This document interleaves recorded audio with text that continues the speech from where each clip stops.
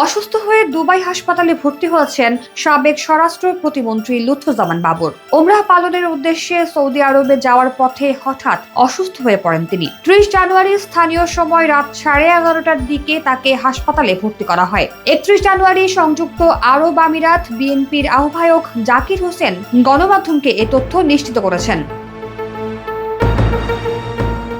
জানা গেছে 30 জানুয়ারি বৃহস্পতিবার বিকেলে ঢাকা থেকে এমিরেটস এয়ারলাইন্সের ফ্লাইটে রওনা হন সাবেক স্বরাষ্ট্র প্রতিমন্ত্রী লুৎফুজ্জামান বাবর। স্থানীয় সময় রাত 10:30টার দিকে বিমানটি দুবাই পৌঁছায়। তার সঙ্গে ছিলেন স্ত্রী, 2 মেয়ে ও ছেলে।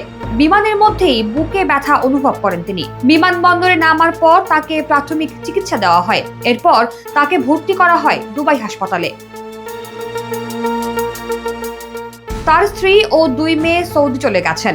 দুবাইয়ে লুৎফুজ্জামান বাবরের সঙ্গে রয়ে গেছেন ছেলে লাবিব। তিনি সুস্থ হলে সৌদি আরবে যাবেন। এরপর ওমরাহ শেষে চিকিৎসার জন্য সপরিবারে সিঙ্গাপুরে যাওয়ার পরিকল্পনা রয়েছে তাদের।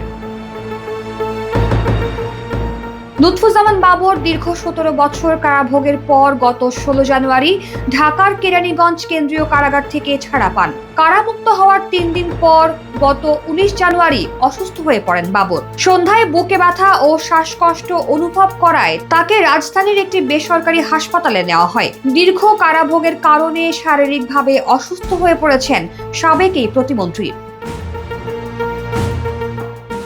এর আগেও কারামুক্তির মাসখানেক আগে বিএসএমএমইউ হাসপাতাল থেকে একটি মেডিকেল বোর্ড কারাগারে গিয়ে সাবেক স্বরাষ্ট্র প্রতিমন্ত্রী লুৎফুজ্জামান বাবরের চিকিৎসা করেন। তবে বিভিন্ন সময় তার স্বজনরা দাবি করেছেন, শেখ হাসিনা সরকারের আমলে অনেকবার গুরুতর অসুস্থ হলেও উপযুক্ত চিকিৎসা দেওয়া হয়নি।